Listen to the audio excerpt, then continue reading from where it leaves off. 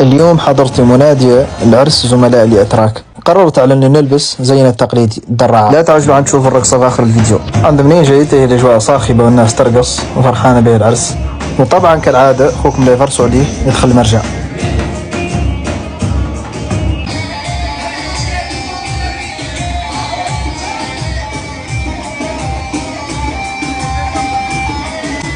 هون بدوا العرسان يدخلوا وسلطت عليهم الأضواء طبعا.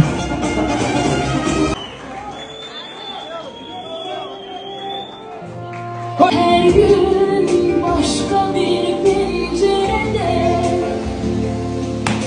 sensizliğin yoluna bakar ve boynunu büker. هون بدوا كوبلات كاملين يرقصوا سواء الشوابين والشبان.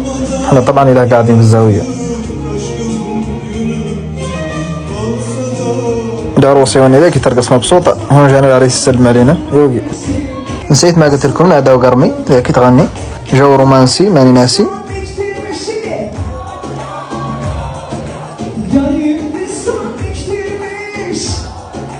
هون اصطدرت العروس اللي عليه رواية فيديو ما عرفت هي شنو غير كيف شي لباس بها. لا عاد هذيك اللي تعرفوا ممكن قد شاف فلوق ذاك الماضي يعرف على العريس والعروس لا بدك تعلق عليهم الفضاء. هون كيما تراعوا الحق وقت المشوي احنا جاتنا يد بجنبها وجانا ما شاء الله شظافي. حانت لحظة الحسم. احنا هون فرصة علينا نرقصوا يا غير قلنا علينا لا نرقصوا لا نرقص البوان التقليدي.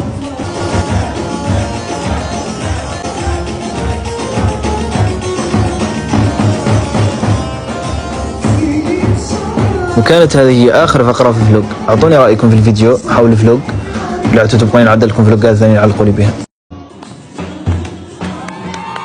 اليوم في الجزء الأول من الخرطة التركية، طبعا نخلوا اللباس التقليدي للجزء الثاني. وهون في الطريق قاعدين الخرطة. هذه الكدار انت تدور. وهون وصلنا للخرطة حيث قرع الطبول والتشعشيع.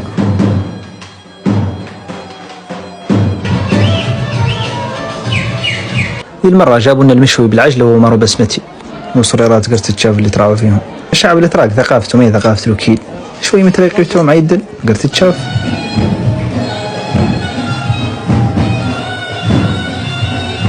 هون الصبد والتقاليد عندهم عادة على العروس تجي وحدها مع أصحاباتها وعاقب ذاك يجي العريس بيده الطبلي بالطو.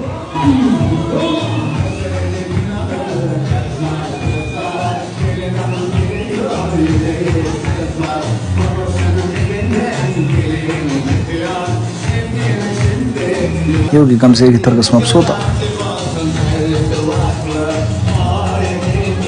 هون صار يدخل كتير هو أصحابه اللي هو العريس يبطل طبل. هذا تعبير عن الحب والامتنان والتقدير.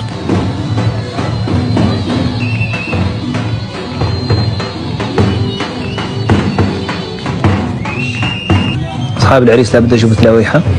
أيوة هون أغرب عادة شدت انتباهي في أعراس الأتراك. هون العروس لابد تزقرن على العريس بدل البط اللي في يدها والأخير تكسره.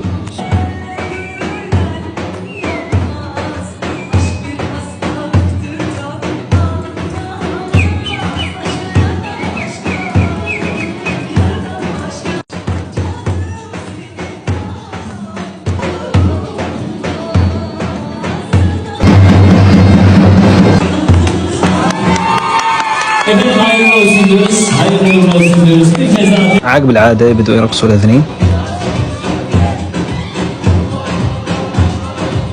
اللي تراك حجاهم لا بده يكبرهم يرقص معاهم يحتفل معاهم.